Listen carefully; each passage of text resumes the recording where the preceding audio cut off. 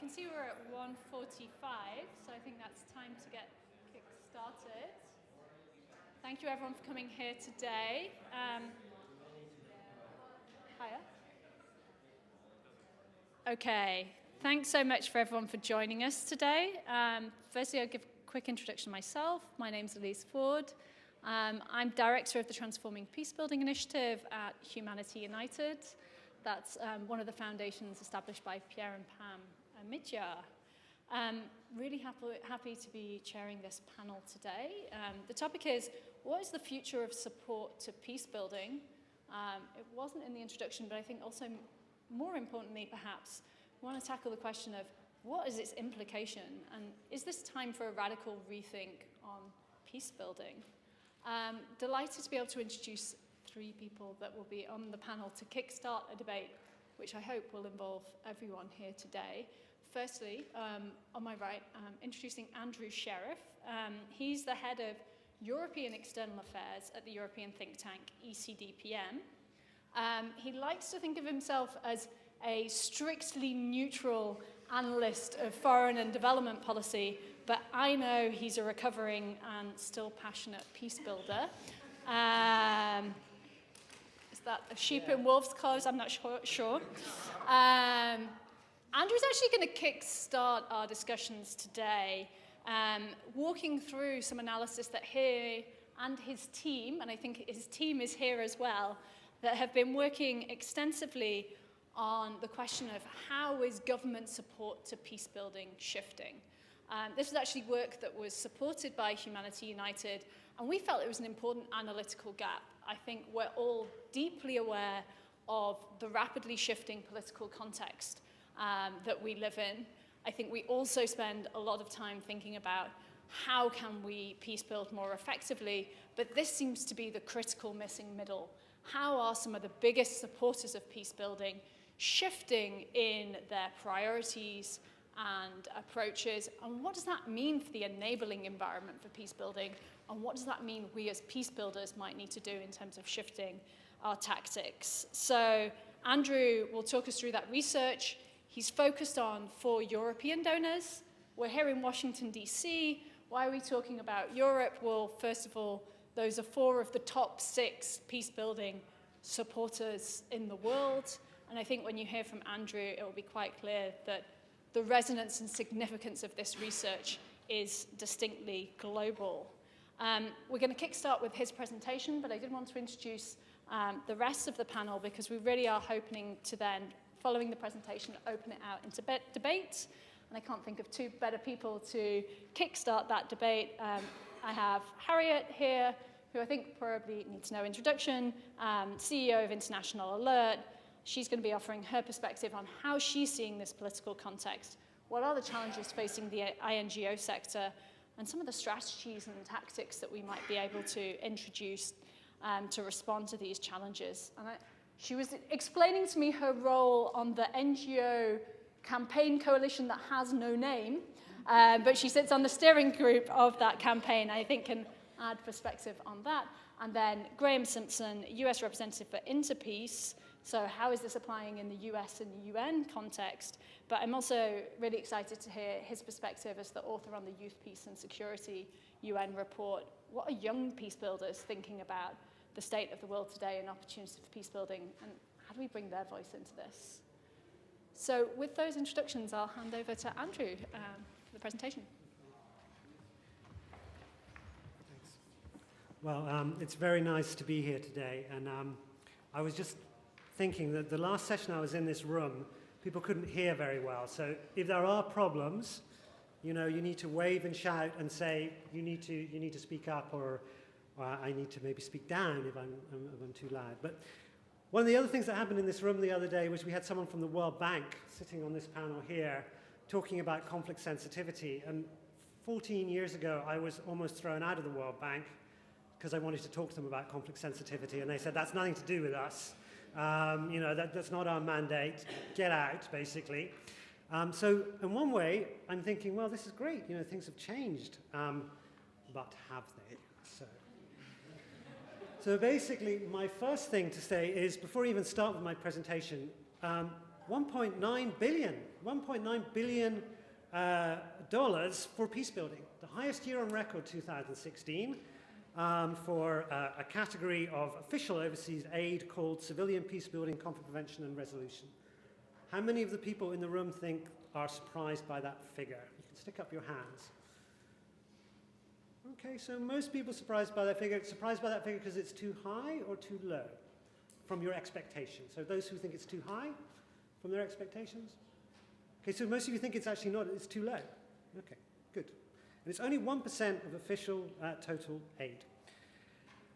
There's a bit of an elephant there, which is, I think one of the things I've heard consistently over the last, throughout this conference, is concern about how that 1.9 billion is actually being spent. So the fact the money is there, or is it there, who's getting it, and the political framing of it. And that's the elephant in the room. It's not, the big P is not peace building or policy or process, it is politics. I'm going to just talk, first of all, give you a little bit of background to the study, which you all have, or you should have. So, and I might sort of refer to some things you might want to look at in more detail. Basically, what was the genesis? Why did we do this study? I think there were basically four things that drove us to do it. So basically, unquestionably, we're living in a time of global change, but also domestic change in domestic politics. This is undisputed that this is happening. We also had growing concern from people we work with, both inside governments, outside governments, and others saying, we are concerned that some of these changes are really radically changing the game. And then we saw that there was really a lack of independent policy analysis. We're a policy analysis organization on really what is driving these changes. How many people have undertaken conflict analysis, governance assessment frameworks, fragility frameworks assessments, or actually used them? Probably everyone in this room has seen those things. How many have actually done those types of analysis of the players who are setting the game? The real political analysis of that is something that doesn't get done, and that's what we try to do here. And also there's a desire to find solutions to respond to this changing world. I give you a few little things there. We've got Brexit, we've got your current president, we've got a migration situation. I won't call it a migration crisis, it's a political crisis in Europe that's been manufactured because the numbers actually aren't that big. And we've also in Europe got, basically Europe started off by having this idea that it would be surrounded by a ring of friends. That's now a ring of fire of conflict. So this is really changing the context. Very quickly on methods. I know this is maybe a little bit boring, but just to give some very quick, it was desk interviews, it was quantitative, it was looking at aid data.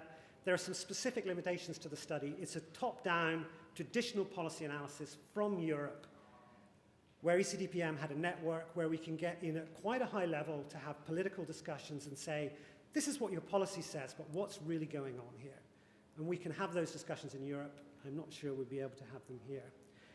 It's based on 4 case studies. Why those 4? Well, basically, they're about 50% of the funding for the last 10 years, but also, and I would say arguably more importantly, the sticky fingers of these countries can be found over most of the global norm frameworks that are related to conflict and peace building. They had a heavily influence in setting that framework and backing it, both for good and sometimes for ill. We really wanted to identify the most important factors, and we wanted to look at why things are, not what they should be. The peace-building community is very good about designing frameworks about how things should be in the world, how they should look. What we're trying to do is really understand how things actually are. What is peace-building? The peace builders love this, and you can have whole days and summers of, but you have to have a working definition for the study. So this is the one we used. It's in the study. Hopefully you'll recognize many phrases that you think, okay, I feel okay with that. You don't have to know this. This is basically to say, essentially, it's been a 3-decade journey in support to peace building in terms of where the policy frameworks come from, where the international norms are. And we looked particularly at the 3 countries in the EU, but also the UN frameworks. First appeared in 1992, UN Agenda for Peace, and it's sort of gone through lots of iterations, Sustaining Peace Agenda, most recently the United Nations Security Council. So we actually have a lot of good policy. So do we need more policy? Yet the trends in responding to the trends of violent conflict in political space are not going in the right direction. So again, it's in the thing if you want to look at it, but basically take it, you can read that data and say both violent conflict, political space, a lot of things are not going well, including in the West at the moment in terms of those. So despite all the good policy, things not going in the right direction. And I would argue many peace builders seem to be overly reliant on a relatively small number of Western political actors with money. So this is a huge issue. People call them donors. That's fine, but they're Western political actors with money. Let's be clear. So the top 10 over the last 10 years are the ones that are here. They're the big players in the game. They're the ones who set the framework for the resources and the money, and they have distinct political interests, not necessarily the normative frameworks that people have signed up to. Anyone who is working professionally in peace building right now and is not getting money or has never got money directly or indirectly from the top 6 of these, I think most people would find that at some point in their professional career, if they work in peace building on the front line, they will have had resources, but please tell me if not. So these are the big players. So what are the factors that have influenced support to peace building over the last 25 years? Because when we were trying to understand change, we had to say, well, what's the baseline? How do you determine whether people get excited about things like a Trump presidency or Brexit in the UK, but systemically, how has the peace building field changed over the last 25 years when the first sort of policy commitments came there? That's not to say that peace building didn't happen before there were global policy frameworks and donor money. Of course, that's absurd. It's happened everywhere, and it continues to happen in many places without any of this. So the thing we were looking for, so to build a little story here, is down at the bottom, what we want to understand is what factors support peace building, what factors lead to how actors make those choices. And the first thing to say about support to peace building is it's a political choice. You can or you can't do it, but it's a political choice that governments can choose to do. So unless you have some political buy-in, it's somewhere in the system, you're not necessarily going to get much support for peace building, or you're going to get support to something that may be called peace building but isn't peace building at all. So the first thing is it's a top political level choice. The second thing is it's also a bureaucratic choice, because it's not senior political level that are writing the requests for proposals or setting out country strategies for particular countries overseas. It's, there's a lot of bureaucracy and bureaucratic choices behind this.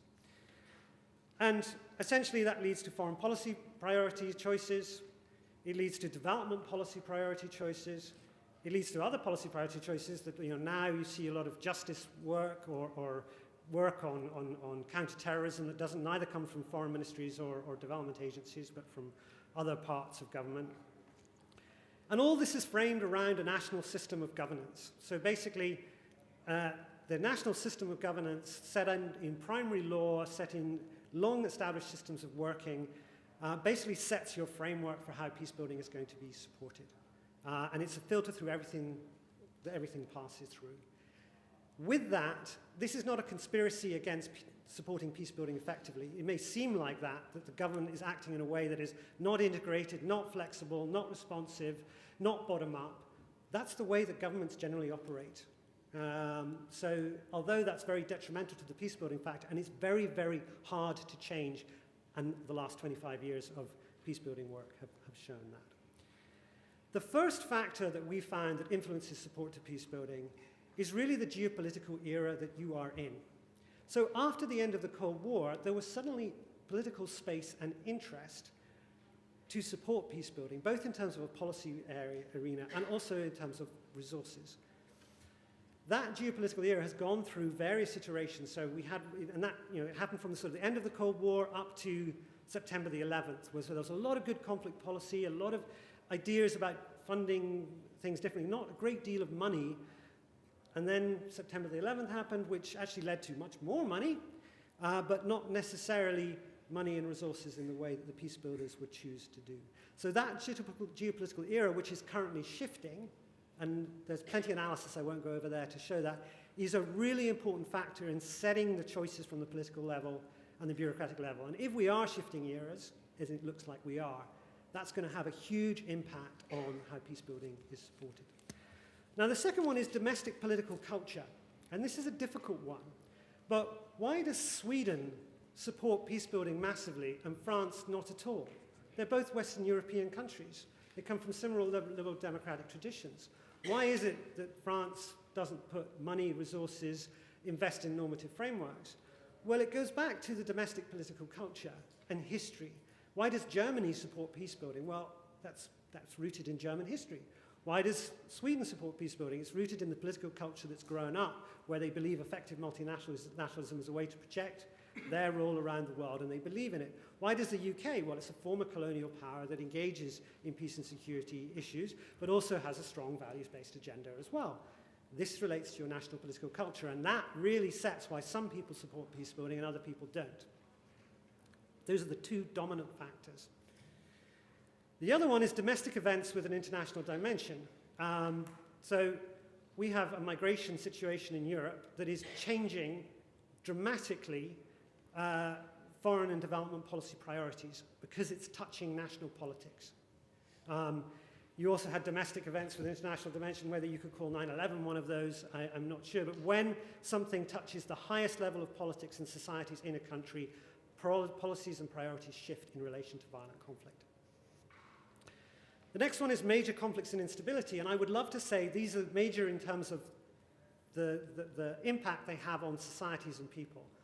But really, they're major in terms of the impact they have on the politics and policies of the government concerned in the Western government. So basically, Iraq, Afghanistan, those experiences set the tone for how Western, particularly European governments, respond to other conflicts around the world, unfortunately. Those major conflicts and instability really can reset the agenda, again, as we see in Europe at the moment with the ring of fire around the European Union. Allies and other governments' initiatives. There's a lot of isomorphic mimicry within the donor community, where essentially, Germany wants a stabilisation unit. Why? Well, the British have one, so we must have one. That sounds like a good idea. We like them, we like what they do. Maybe we should borrow that from them too. And there is a lot of policy swaps and institutional swaps, and we need conflict advisors because these people have conflict advisors. What your allies and other government initiatives, if you feel sufficiently like-minded, do has a huge impact on how you support peace building. Now, unfortunately, international norms and commitment rates number 5. So SDGs 16, great. Framework for state building and peace building, wonderful. But they do not set as much as geopolitics, domestic political culture, major conflicts. So all these the work, it's not that they're not important, it's just they don't have the same degree of influence. And then finally, I would put conflict-related expertise, much of which is included in this room, both inside and outside of government.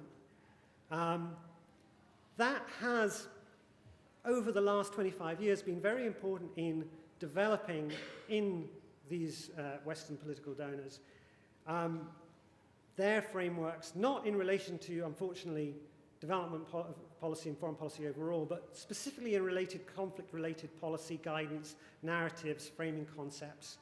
And that expertise comes from inside and outside government. Conflict sensitivity came from a group of NGOs working with some academics. We in North-South Coalition a few years ago, someone who's in the room was part of that at the start. That has now been adopted and used. But that's still related to and influenced by the frameworks overall. Now, for those of you who are looking at the world how it should be and not how it really is, what's missing from here? Where is the voice of local actors in influencing these policy domains? Well, it's not what we found when we went out and talked and interviewed people.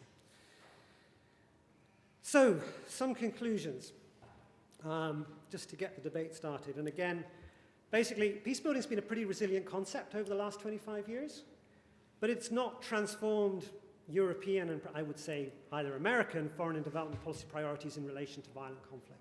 It fights for space as an idea and concept with lots of other ideas that may have countering violent extremism, may have other particular issues in terms of their doing. 2016, the biggest year in terms of total financing, and I can talk a little bit about that in the panel if we want, about what that actually, how do we come to that figure. But the main thing that people inside, outside of government and the peace-building sector is really concerned about as we shift geopolitical era, as domestic political priorities shift and reframe things, is quality. The quality of that support that's the thing we hear, and anyone we interview, including those inside government who are really concerned about this as well, although they can't say that directly outside. Our assertion is that 8 factors that we've identified will continue to influence any future evolution of European foreign and development policy. So the geopolitical era as it shifts, the domestic sense of place in the world and domestic politics, those big ones, when they shift, the support will shift. And the norms, as we move away from a rule-based international order, as multilateralism is under threat, how do you deal with that in terms of those things? We have shifting geopolitical balances. We have alliances and institutions in much more overt interest-based agendas. I was in an internal meeting with policy planning on development policy with 8 foreign ministries. We talked for 2 hours about priorities, and they didn't mention the SDGs once. So that's where we are at the moment in terms of, things are moving. Nationalist, populist views on migration aid and international cooperation are on the rise in Europe hugely. And even if these political parties aren't in power, they are capturing a narrative and they are pushing mainstream political parties to change policy priorities, change geographic priorities, change framing. If you want to get money in Europe at the moment to do peace-building work, you better frame it addressing the root causes of migration, basically. That's the way to do it. Unfortunately, very unfortunately. So essentially, the political agenda is shifting, and the question I have now is really, that's my dispassionate policy analysis perspective. What does the peace-building community do about this? Thanks very much, Andrew. I'm going to open it up to the floor in a second for reactions and questions on the presentation, but perhaps before I do, I'd like to turn to Harriet and Graham for your first reactions. How much does what Andrew's just shared kind of resonate with your experience from your positions? And do you have that feeling that we're on the cusp of potentially major change in terms of the support base? Perhaps, Harriet. Well, I thought it was really interesting, the report, because it is actually full of the contradictions that I think we're probably all dealing with all the time. So first of all, I think we'd all agree that support to peace building is, in the scheme of global financing, absolutely tiny. It's 1% of aid, which is pretty small globally, at best, and that's just from a handful of core donors. And then there, as Alex was explaining on the first day of this conference, there's then actually also very little support for peace building coming from private trust foundations and individuals. So actually, overall, the funds are very small, and they're highly concentrated on a small number of countries, those 10. I mean, in our experience, we probably get 98% of our funding at alert from those donors. And I'd imagine many people in this room are in that same position. And I think you also feel that the tiny size of support when you travel. So I know Elise just come back from Mali. Well, you go to Mali and you can barely walk without falling over some military establishment or the other. From Barkhane, from France, the US are there, the British Army's there. We just sent 2 helicopters. There's the Malian army, there's G5 Sahel, there's every military intervention. And you're going to have to look very, very hard to find the peace builders. Mm-hmm. And so I think we absolutely see and feel that every day in all our work.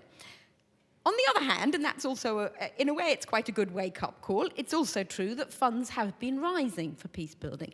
And that's also what this report shows. And that's also been our experience, actually. International alert has also grown over the years. And AFP, we've just heard how it used to be a few people meeting in a countryside hut. And I wasn't there. Okay. And now it's a mega hotel.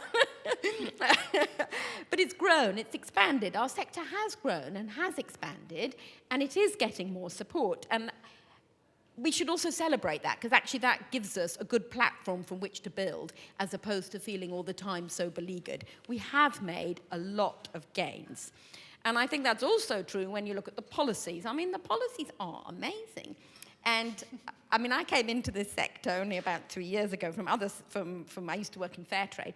I couldn't believe it when I came into peace building. I mean, the policies are amazing. The World Bank, United Nations Pathway to Peace. I mean, honestly, Alert could have written that document. You kind of look for something to disagree with. And then you face the reality. So it's almost more difficult because the policies are so brilliant and the gap is so enormous with the reality of the way countries are implementing them or not, that it's almost harder to grapple with and think about how to engage. And what's clear to me is it's not at the policy level. We've got the most amazing policies. So now the question is, how do we close that gap between the policies and the reality? And I think we also feel that gap all the time in our day-to-day work, the quality point that Andrew was just mentioning. Donors talk all the time at great length about local NGOs, and then they send you the conditions of the grant that, frankly, pile up like this. There's no way any national, they call them local, but national NGO is going to meet all these safeguarding policies and anti-fraud and anti-corruption and procurement. And honestly, we've been working over 30 years. We've got the bureaucratic systems, and we struggle to meet them. As one of our colleagues said, who runs a network of civil activists in Syria, she said, we've been hijacked by bureaucracy. Mm-hmm. And that's actually killing our ability to do peace building. And in the same way, all the policies talk about long-term, and all the grants are short-term. Mm-hmm. And we all know that peace building is long-term, and it can take the time of the grant to build trust. Because if you're doing real peace building, you're working in very difficult areas, often with people who are under huge pressure, and they're sometimes literally trusting their lives to work on this. You're not going to get anywhere in 2 years. You've just got going, and then, policies changed, government priorities changed, no longer interested in that, now we're interested in this. And so that's, again, the contradiction between the policies and the reality on the ground. And so I think that's, what the report outlines is sort of contradictory trends that I think we wrestle with every day, but are absolutely the right ones. And what, at the end of the day, it comes back to is that we have been too engaged, I would suggest, with these 8 donors. And so the whole way we've worked has come down to log frames, and we've got a bad attack of log frame-itis, and that's the way we work. So then don't be surprised that we're not willing the political argument. And I think for me, at the end of Andrew's report, the message was, it's all about the politics, stupid. Mm-hmm. And that's what we need to begin to address. Thanks, Harriet. Graham? So I'll be very brief, and very briefly through 2 lenses. The one is from the perspective of the multilateral system. I think the threat to multilateralism is very fundamental, and but the UN is in some ways reflective of all of these trends, and perhaps even more so than civil society, because of the dependence on where the funding comes from. And so I think, it's not, whatever you've described, I think the trend is self-evident in the UN. I think it's really interesting to see the way in which there's a battle around this. And I'm not sure I completely agree with Harriet about the policy formation, not because it isn't extraordinary, but because there's a real gap between normative and transformative, and the ability to implement policy, which I think is what you're saying. But there's a real shift in the recent reviews within the UN, the Hippo review, the Peacebuilding Architecture review, the new Secretary General's emphasis on prevention, the Sustaining Peace agenda, which is saying we need to stop looking just at remedial action, post-conflict and start thinking about prevention of the outbreak, the escalation, the continuation, and the recurrence of conflict. I think these are shifts in the prevention conversation that changes the way in which peace building is an attempt to position peace building differently. And the striking issue inside the UN system is much the same as in the wider area. The massive amount of funding spent on humanitarian aid, peacekeeping, etc., relative to peace building is something that has to be addressed. So I think it reflects the same concerns. I'm not sure about the origins. The other lens on this for me has been the work I've done on youth, peace, and security, and there's one very strong resonance here that I just want to draw attention to, and it's, I guess it's about the politics and the impact of, the pervasive impact of domestic politics in these countries. But it also goes to some of the policy questions which I think are not so smart. And I think what's become very apparent in the work we've done with young people is the ways in which stereotypes about young people as a threat, young people as a problem, is informing and a manifestation of what we refer to in the report as a wider concern of policy panic. Policy panic that is premised on very little evidence to sustain it, but is driving funding in very particular ways. And there are three broad areas that emerged from the perspective of the youth, peace, and security agenda. The first is the assumptions that growing youth populations, youth bulges, as a proportion of population in conflict-affected societies presents a graver risk of conflict, violence, the lack of absorptive capacity of these societies. It's very interesting because this is exclusively seen as a concern in the global south, because actually the population trends in the global north are very different. So it's a useful way of circumnavigating the universal experience of youth marginalization and exclusion, including in the global north, as the source of the problem, and we treat it as if it's a demographic issue. And the assumption, there's no value to the assumption. There's very little evidence to support it. The second is the one you mentioned, which is the migration crisis, and this is also about youth migration and the predominant panic that young people who are migrating, and this is not just transnational migration, it's also about the phenomenon of urbanization. But the movement of young people is very threatening. And by the way, we should also recognize the impact of globalization, that the movement of young people is not just physical. It's also about the shifting horizons through which globalization, social media, enables young people to see on their cell phones in rural Somalia what horizontal inequality looks like across the globe. The boundaries of turf and reference to that is changing. These are producing a kind of policy panic around young people as a threat that, again, in relation to migration, I think is unfounded. And the last one, and this is really critical to the funding discourse, is CVE. The whole conversation about violent extremism, the representation that all young people are somehow at risk of becoming violent extremists. The foreign fighters' panic in Europe produces exactly the kind of reinforcement of this conversation. How many of us, 200, have been recruited to go to Syria, et cetera, et cetera? And again, these three areas are all producing a panic that is not just driving money into particular areas of work. It's not just, in our view, reflected in the massive investment in hard security and in a re-securitization of responses to these things. It's also tainting arenas of work that really matter to young people. So where young people are saying education, job creation, or a stake, better than jobs, a stake in economic development is very important to us.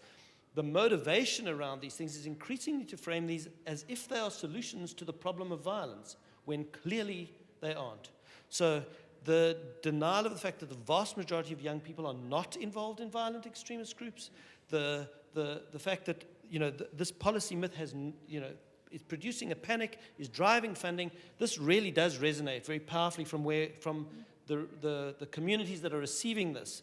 Resonates very powerfully with the way in which politics and domestic politics are both shaping this in these countries, but also immune to the gap between this sort of policy and the macro policy around sustaining peace and pathways to peace, et cetera, et cetera. And there's a real gap there that I think is quite worrying. I'll leave it there because I think I have some other thoughts on how the youth dynamic may change this. The one thing I will say is this, and it's something that I wrestle with, and we can come back to it. And it's the extent to which the categories of funding are fungible. Because we know that with our response as a peacebuilding community is to say, well, if the money's in CVE, we need to represent our work as CVE. If the money's in migration, we need to represent our work in migration. And the truth is that this is not unique to this framework. It's also been true of the relationship between humanitarian development and peacebuilding work, where peacebuilders are innovative and creative in navigating those boundaries precisely because peacebuilding demands that we reject the boundaries between these segmented areas. So bifurcated funding by donors that is compartmentalized has always been in tension with the innovation and creativity in which people claim, and in the youth sector, very seldom labeled as peacebuilding, areas of work that fit into these funding packets that aren't necessarily counted in what is really being spent on peacebuilding.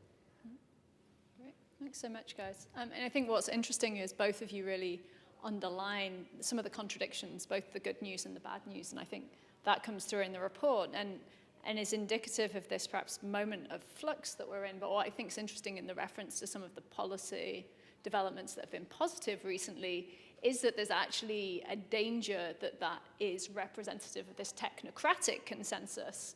And if there is political shift, that actually there is just simply a lag and that policy isn't representing perhaps some of the most challenging political trends that we're seeing right now.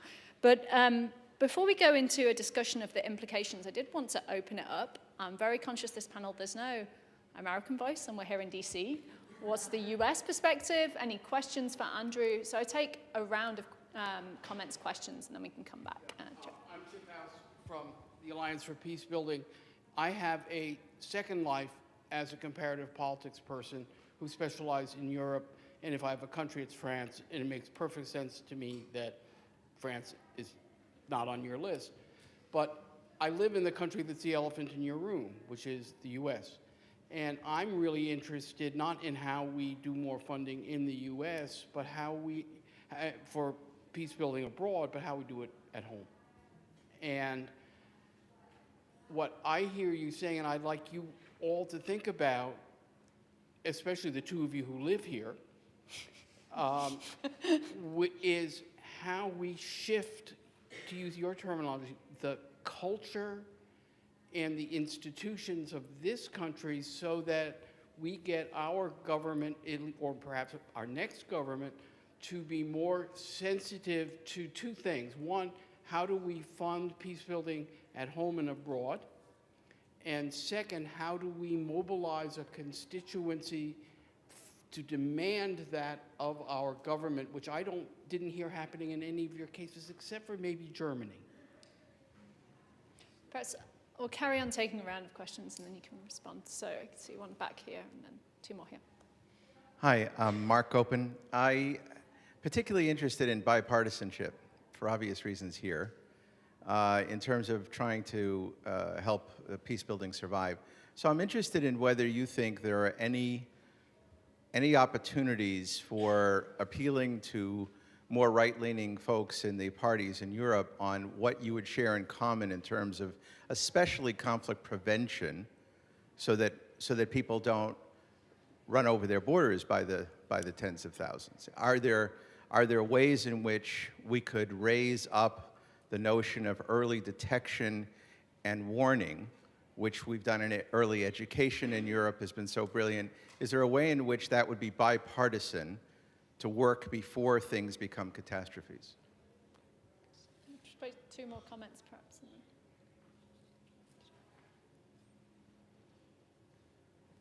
Hi, thank you. Sakbi from the American Friends Service Committee. I just wanted to touch base on what I think Graham was saying about youth. We do a lot of work with youth, and we're about to begin a campaign that I think that's youth-driven, that really talks about trying to change the language and the narrative when we speak to youth, to start, and this is an appeal to all of us who are peace builders, to try to use more positive language when we are speaking to youth and speaking of youth. And they're beginning a campaign that says, that's the hashtag, "We are not at risk." And that is an appeal to us as the institutions that support them to change our frame of how we look at them. And so I just want to say, like, as we begin these other higher level conversations, to keep in mind that if we want to keep the voice of the local communities, that we consider how we frame them. Thanks. Perhaps one more comment before you move back. I think you had your hand up for a while. Yeah. Nejla Shurgi. I'm currently a professor at the University of San Diego, Kroc School of Peace Studies, but with many people in this room, I've been involved in peace building in many different capacities for the last 25 years. And I must say that I share Andrew's analysis very much. The geostrategic context has changed significantly from when we got into this field in the early 1990s. And the first 10 years or so, there was a great deal of heady optimism that the international system was going to change and we were moving towards a more global society and sovereignty was going to be shared, and that whole climate environment has changed significantly. First in 2001 and 9/11, and then 2011. So currently, I think we're going through a very, very difficult period. And I think, I'd love to say a lot, but I'll be very short. I just finished a chapter that's coming out called Rethinking Peacebuilding. And what I propose is three things, well, many other things, but I'll focus on three. Number one, we have to engage with the political situation in all of these countries. And we have been very much isolated from the bigger political discussions. The world is very militaristic right now, and we have to engage with those issues. So secondly, we have to make alliances, stronger alliances with people who are working on other issues, whether it's climate change, human rights, migration, poverty, inequality. We talk about peace building encompassing all of these things, but I don't think we have been very good in making alliances with people in the other fields. And thirdly, and this is really very important, and I can say that based on our students, we have to make closer alliances between people who work on international peace building and domestic social justice issues. Most of our students who are in this field, and we have 3 MA programs, graduate programs in peace and justice, are interested in issues of migration, Black Lives Matter, social justice issues, etc. And until we make those connections between domestic and global, we remain very much of a ghettoized community of peace builders. And at a time when nationalism, populism, etc., is on the rise, making those connections between what is local and what is global becomes even much more important. I have some ideas about resources, but I won't monopolize.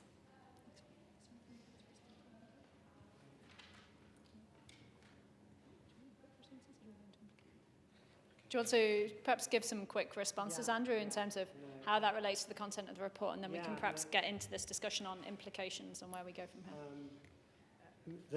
Well, on the report, basically I think it's national political culture, but it's also sense of place in the world, which relates to national political culture. And for Swedes, you know, being good multilateralists is what it is to be Swedish.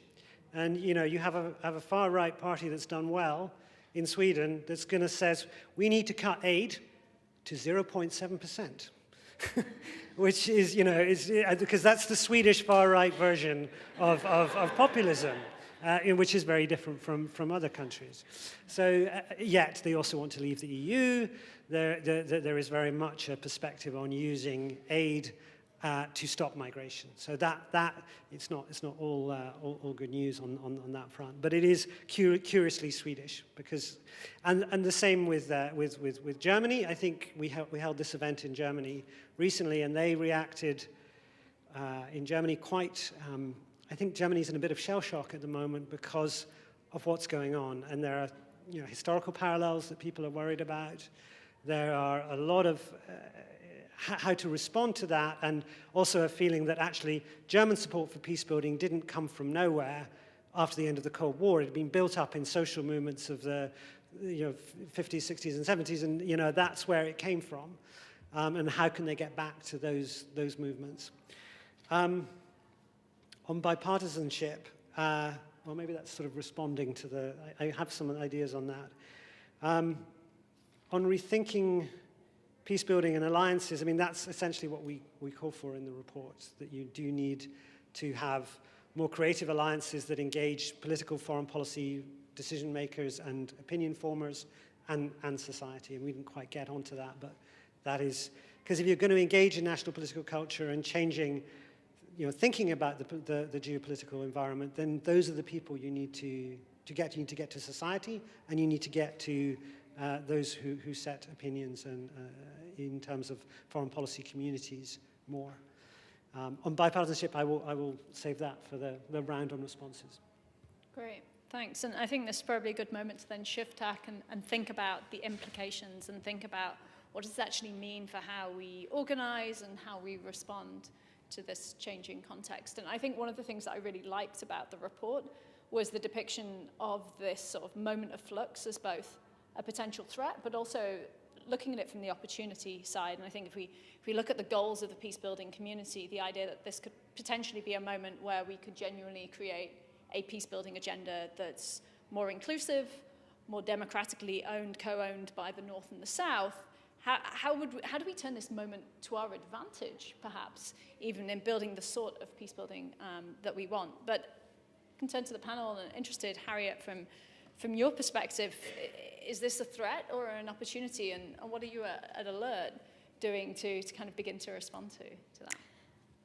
Well, obviously, it is a threat, and we need to turn it into an opportunity. And I think it does come down to mobilizing public constituencies, using the political lens to analyse what we need to do. I was very sad that you stopped just before you got to the point about resources. Because in a way, that's another indication of the problems we have. Because we've been so reliant on those 10 big boys, we've actually never had to mobilise resources more broadly. And that's one of the reasons why I think we haven't been good enough about engaging the public, and therefore we're not good enough at engaging the policymakers and the politicians. And that's why we have to use this threat as our wake-up call, that we've got a proud legacy of decades now where we know technically how to deliver, and now we need to engage the public. And then that's when we're struggling. So, as Elise said, we are the coalition with no name. And one of the reasons we're a coalition with no name is because we're struggling with what's the right positioning. So is the right framing a sort of end valence now, an urgency of mobilizing people, or is the framing around peace delivers? Is the framing around the US? What can I do in my daily life, in my community to build peace? Or is the framing around the global politics and the urgent need to address the US's position in the world? Because we can't do everything and we can't do both. And of course, we always want to do everything and we want to do both. And we see how they're connected. But actually, we haven't even begun to engage with the public yet. So we need to sharpen down our message and make actually probably quite tough, difficult choices for ourselves about how we engage. And I think at the heart of that, it is about that point about being bipartisan. I think that's absolutely critical for us. And what was interesting in the AFP research that was done last year, support for peace building was small, but it was bipartisan. It wasn't with one party in particular. And likewise, the polling research that we just did at Alert, which we did because we you can't form policy in any area if you don't know what the public think. If you think about the amount of polling that would go into healthcare policy, for example, or education, people are finding out all the time what the public think. And as a body, we're not good enough at doing that. We're not good enough at finding out what do the public, whether here in the donor countries, as we've been calling them, or the political actors, whether here or whether in countries in conflict, we're just not good enough at knowing. And you should know, in the best policy formation and practice, you know all the time what the public think. So that was why we also did the polling, to help inform our understanding of where the public are. And I think the good news was that, again, it wasn't with one particular grouping or another, that people absolutely put dealing with the root causes of conflict and supporting communities to come together as their top two ways to tackle violent conflict. And they were given the choice to put military, but they didn't. They put that last. So I think that's really interesting, because the public narrative assumes, politicians assume the public want them to look strong. And sending in the fighter jet makes them look strong, and that will be good with their constituencies. And I think some of the research is showing that's actually not the case. But nonetheless, we feel we really need really professional help to think about how to frame this differently, because we'll just keep talking to ourselves. And if we really want to talk to other people, we need to engage people who are not in our community now. I think we really need to do much more thinking about what is it that will engage people, and that probably will be different in different countries, because, as you know, obviously, the politics are different in different countries. And I did, just to end on something, I think although, okay, we might be hopeless in the UK compared to Sweden, we're quite proud that 0.7% of GDP goes to international development aid. And that was decades of campaigning, and it was absolutely about building bipartisan support. In fact, if anything, pushing harder to get the Conservatives to say they support aid, because they're not the natural ones you'd assume. So you have to work harder to get them to front the campaign. And likewise, for us, it would be natural.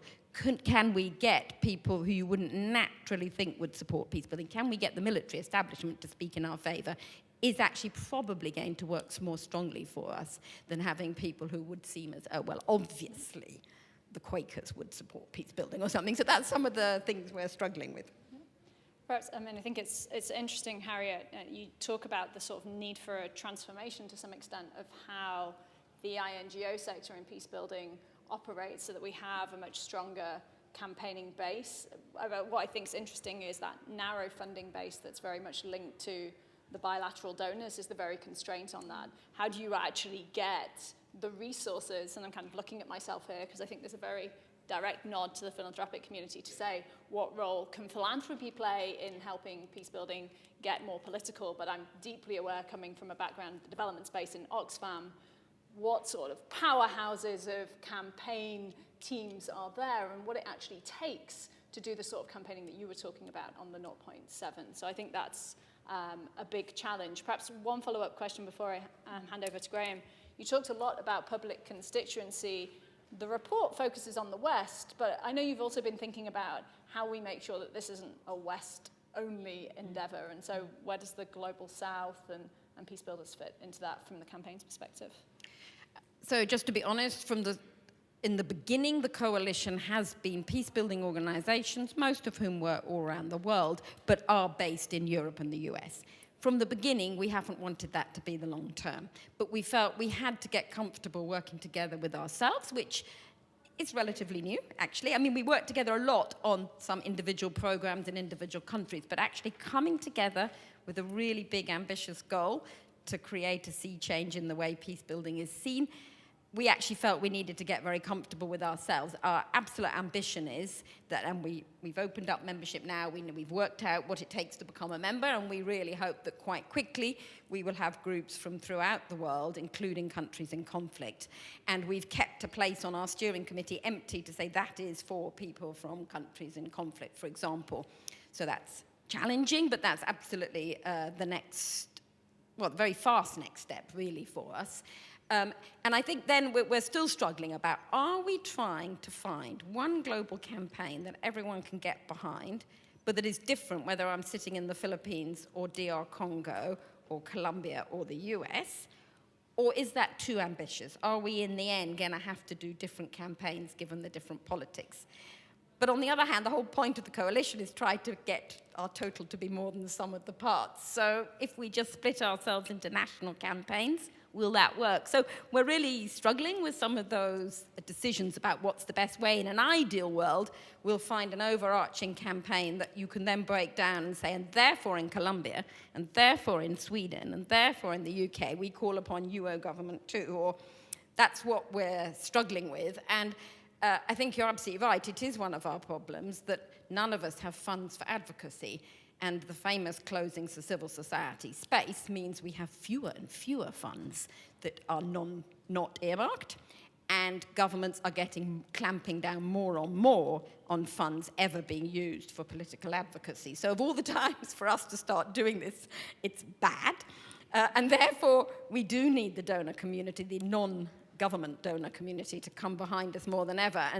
But it was an indication of the sort of the impact that the small funds we've been getting have had on us, that when we first started putting together funding proposals, they were all for like, could you please give us $50,000? It would really help us change the whole world.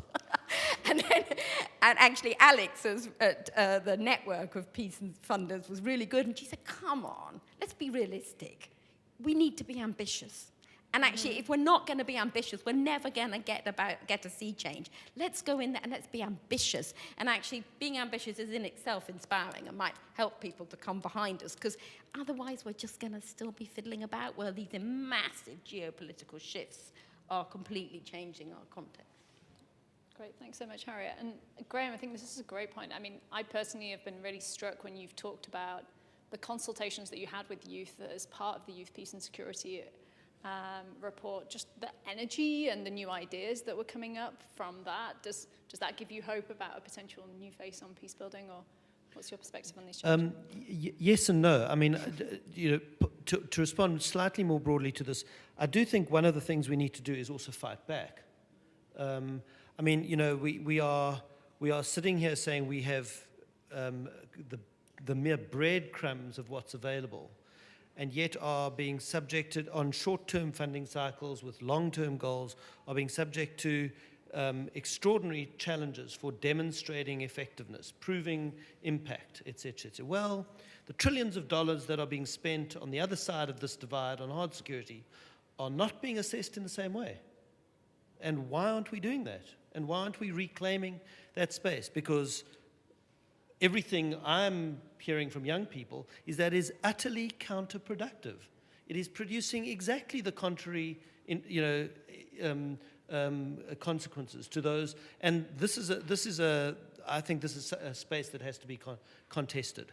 Young people are saying to us that in the wake of a growing discourse around violent extremism, a growing investment in a security approach to this, they are more scared of their governments than they are of terrorists.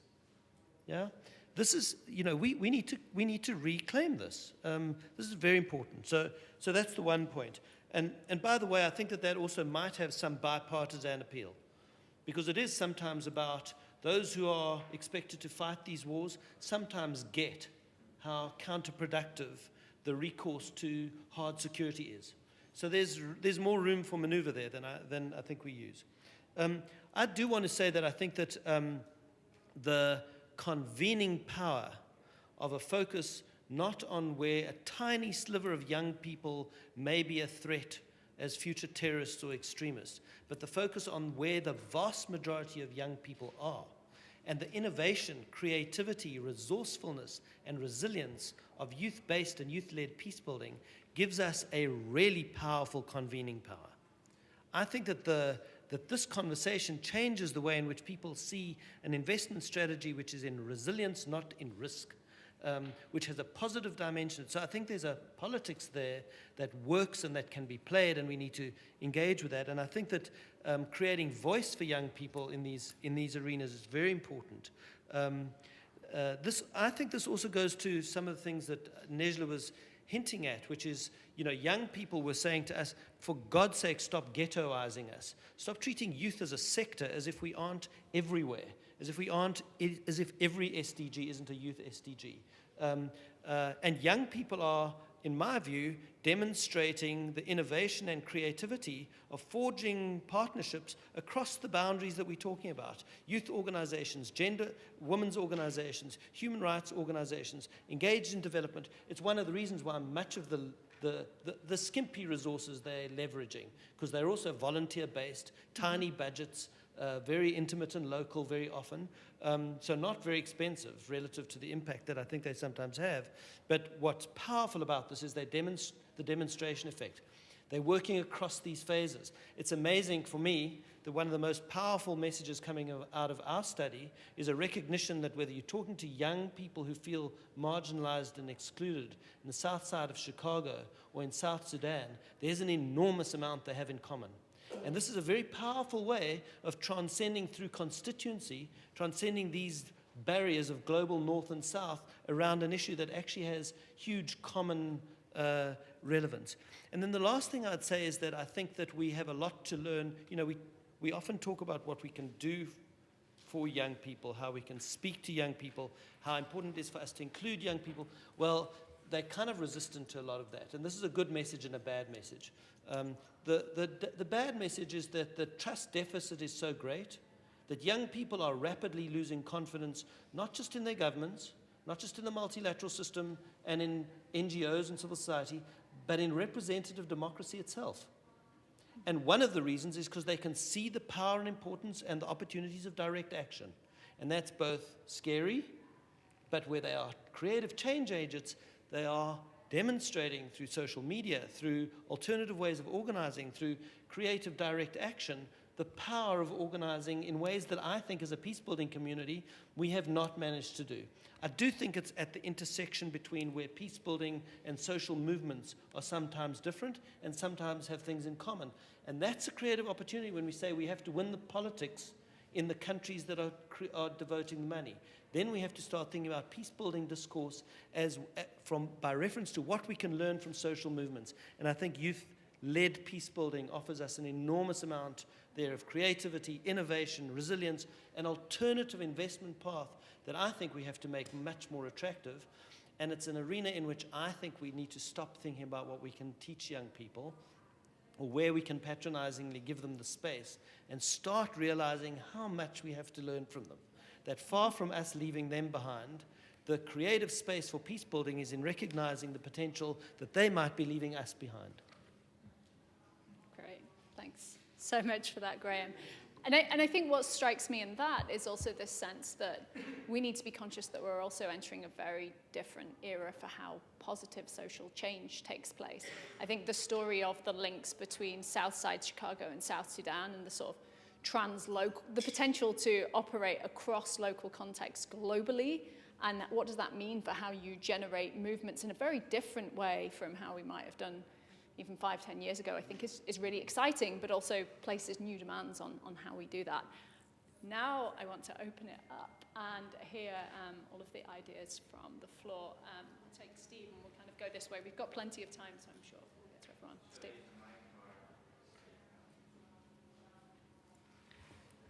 Okay, so I'm going to try and be a little bit or a lot more forward-looking with a nod to the past. And it might sound a little bit like science fiction, so bear with me. I'm going to try and touch on a couple of things that we've heard from Graham and Harriet in particular. So 1990s, it was relatively clear what peace building was. It was part of the liberal democratic product, and it was what we exported and implanted and built in those countries. Now, crisis of liberal democracy, our democracies are looking more and more illiberal. I don't know if that's what we're trying to build anymore. So what is the peace that we're trying to build? I think if we look in our countries now and we see the amount of polarization that we have, you look at our democratic instruments, you look at our multilateral instruments, these were designed to try and be spaces of dialogue and consensus making. They don't function like that anymore. Our information system functions to divide us even more and create echo chambers in which we can no longer find common ground. So it seems to me that a peace-building imperative is how do we work in any country not the sort of us and them of the developing world, but how do we work in any country to actually build consensus and to find ways in which we can work together. Now, if you look at some kind of immutable, longer-term trends that we're seeing, technology and information change happens a lot more quickly than institutions and governments do. So I'd venture as far as saying that our multilateral institutions and governments have a shelf life, and I don't know how much longer these are going to be the dominant forms of power in our globe. But you look at the Googles and the Facebooks and the tech companies, and they certainly are. So this points to a question of resourcing. Are we still thinking about a state-based framework to fund problems that states are a part of that problem? And shouldn't we be looking at how other forms of capital are funding some of the problems that they're creating about how they're actually dividing us? So in 20, 30 years, I think the priorities for peace building are going to look quite different, and they're not going to be so much within states, but transnational. And I haven't actually mentioned AI and what that might do when we have some people that have access to this and some people that don't, and how that might divide us. So sorry for taking us to Star Trek, but I think that we should be looking forward.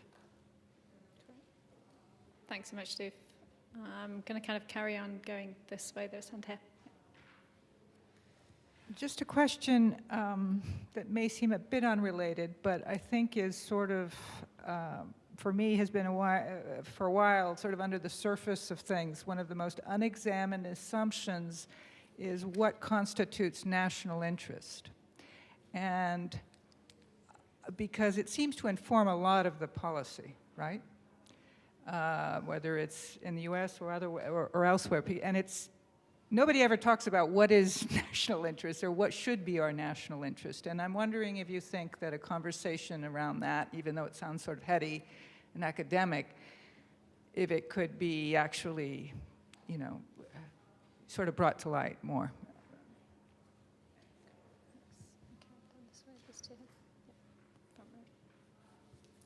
Thank you.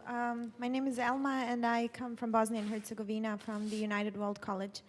And I've been following this discussion with great interest, and I think it is very interesting to hear about a lot of reports and a lot of policies and a lot of the high-level stuff that's been happening in relation to peace building. But my question is, where does it leave us, the small grassroots players, in all this discussion? Because it's becoming increasingly difficult, especially in a post-conflict society, to exist and maintain the same quality of activities and work in such a rapidly changing geopolitical context where I feel that the Balkans especially have been sort of left to deal with themselves, and the focus has just moved on. So my question is, I guess, where does it leave us?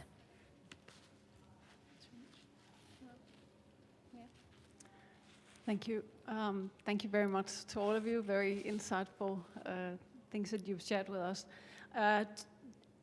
It seems that we are talking about at least two major sea change processes, and there's to some degree could be actually seen as contradictory or very difficult to handle at the same time. The sea change on more related to the geopolitical context and the way peace building is seen, the public and political traction, how we need to come together to move that forward. So arguing for peace building works and then finding a good title for your coalition in that relation. But then the other part that both you, Andrew, and Harriet was also talking more about the sea change and the need for radical systemic transformation of the support to peace building. And Andrew, you were saying, almost everybody said that it's more the quality of support that's the issue. Mm-hmm. But we end up, many times we end up, if we have these two discussions about what are the big issues in peace building, we are not going to continue that discussion. You actually said it's very, very difficult to change. And that's the typical response. This is not changeable. This is impossible to change. This is something that goes, no, I know you don't mean that. I think we need to continue that discussion, because it often comes to a halt in phrases around that.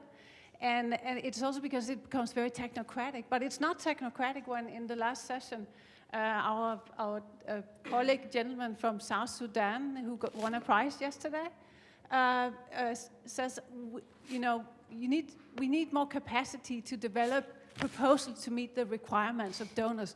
So is that the way we want to go?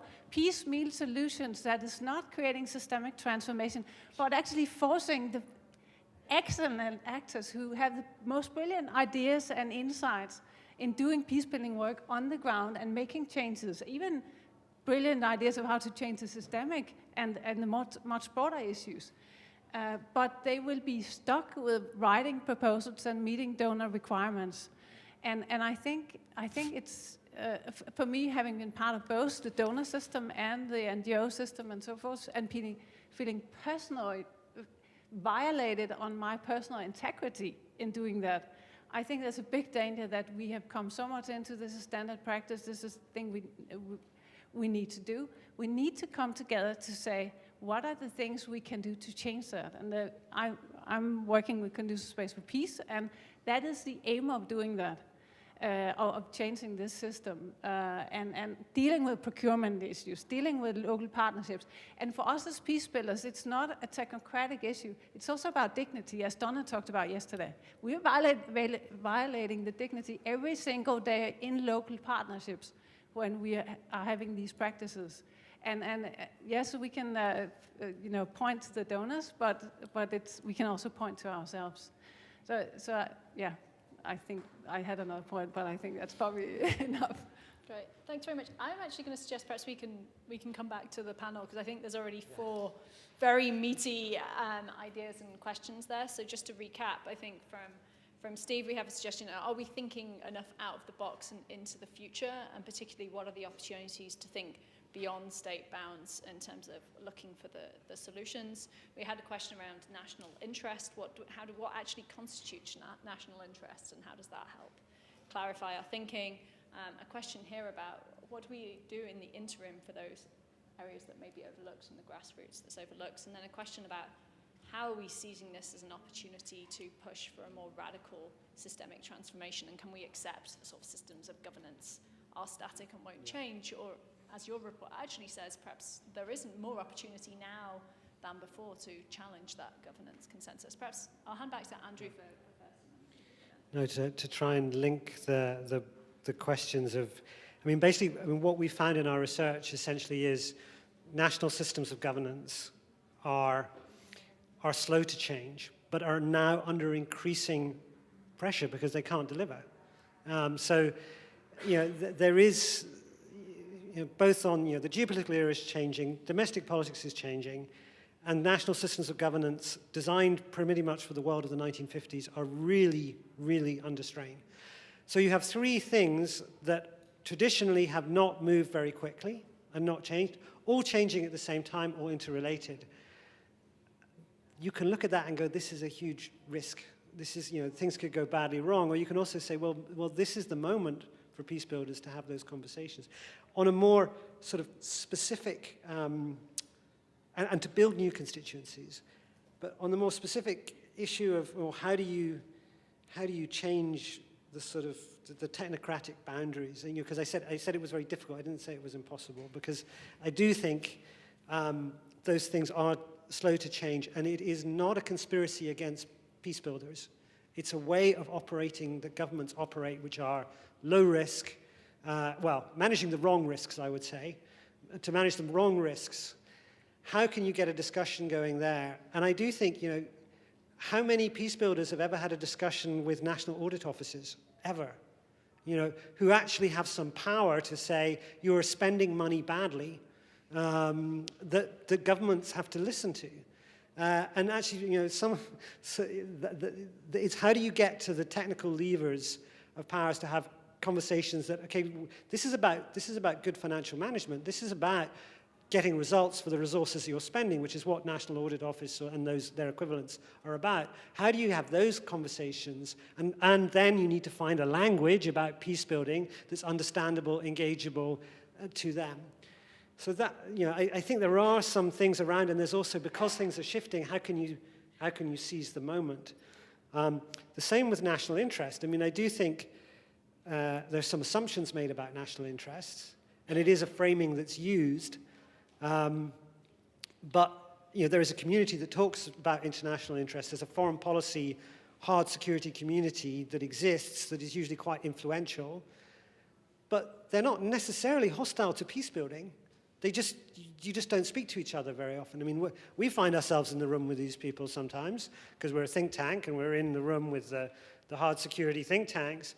And you'd find that many of them are more open to thinking about risk and conflict in a more nuanced way than would seem. And how can you get that knowledge into discussions about national interest? I also think because countries' sense of place in the world is changing, who are the people who are trying to create a dialogue in countries about what is our national interest? How do you get that citizen discussion about, well, actually to be American is to be a good peace builder. That's what it is, because maybe they don't use the terminology of peace building at all, but certain elements of that are what it is about. What, and I use this phrase carefully, what makes America great? That's that.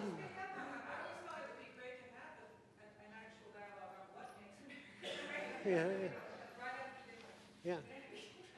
No, but I think it's trying to seize,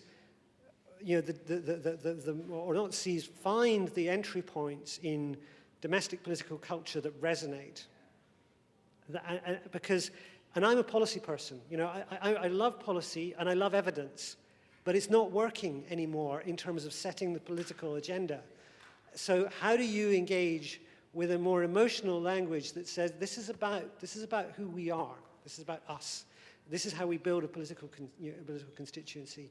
That's more powerful, and it kind of makes my job a bit redundant, but I'm convinced that the technical route in to change is they're in a shrinking political space. So all those brilliant change agents that you work with who make the system of governance and the funding work, the local funding for the peace building, for Mostar, and those people are being squeezed inside the system because the politics are not conducive to them being given political space to do things creative and say, you know what, yes, I'm sorry, we are going to spend money, we're going to have lots of grants of 20,000, even though that's going to be an absolute nightmare for a bureaucracy to manage, because that's what's required. And because that's where the political level is saying we need to engage more with people. That is what's required. And that's very difficult to realize in the moment, but it's not impossible. Just to build on that, as much as we love your data analysis, I think that's absolutely right. We have enough technical proof and evidence. What we haven't done is manage to engage people emotionally. And I think there was some really interesting research on this point. Is that not working? Sorry. Battery ran. Oh, battery. Thank you so much. There was some interesting research done by a group called More in Common, who did research in USA, UK, France, really detailed polling. And one of the things they found in the UK, for example, was that one of the reasons many people had gone to the far right, to the UKIP, to the Brexit camp, was because the liberal left didn't offer them a way to be patriotic. There was no space to be patriotic, and they wanted to be patriotic. They, like everybody in every country, loved their country, and people wanted a way to be able to express that. And so the conclusion's quite an uncomfortable one for some of us, because we don't feel comfortable saying America's great or whatever, but actually we've got to find a way to do it that we can be comfortable with, that does help people engage with it. And so I think that's really interesting, bringing it to the national interest, and maybe having to be very pragmatic in how much we're ready to adapt our messaging, never losing our values. We must never lose our values, obviously, but we may have to be a bit tougher in the way we're ready to engage with the different debates. And I wonder if there's actually quite a lot we can learn from, I was just thinking about both what Graham was saying and the challenges, the two similar challenges actually, that donors, trends, countries go in and out of fashion, issues go in and out of fashion, and the demands on peace builders only ever become ever bigger and bigger. And so I wonder if there is learning there about people have built social movements, and that actually we need to look much more at that movement building way of bringing about change, as opposed to here's a peace building program way of seeking to build peace. And I'm wondering if there is something in that. And I know definitely my colleagues in the Philippines have absolutely worked about it. It's all about working with young people and building a movement that's putting pressure on the government. And they have not got a liberal social democratic government by any stretch of the imagination. But they've been trying to find ways to mobilize and to engage with that government as a way to push them towards, in fact, doing a peace deal. And so I think there's a lot for us to learn from that. And also from the way that, I don't know, anyway, for example, in Britain, Momentum is a political movement that's absolutely captured people's imagination by being far more radical than people had been for ages. And that's also, there could be something interesting there about, actually, have we self-censored ourselves so much we've just become boring? And actually, if we did take some risks and get out there, maybe we would inspire and motivate people. And I just wanted to share a story that I remember talking to a national NGO and asking. They said, "Oh, International Alert, we love International Alert. You're so fantastic." And I was feeling so proud. And I said, "Oh, what is it you like about us?" And she said, "You're so good at helping us fill in the financial forms." Is that what the role of an international peace-building NGO has come down to? So I think it's really a challenge that we need to keep thinking about how to get ourselves out of that box.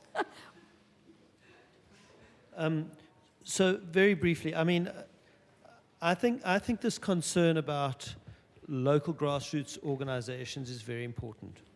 And this may throw a bit of a span in the works, but it's precisely an appreciation of the innovation, creativity, responsiveness of local peace building that I was discovering in the youth sector that led me to think, yes, there are a whole lot of things we need to do. We need to increase funding into the sector. We need to enable partnerships between youth-led organizations and other organizations, because that's what they're doing.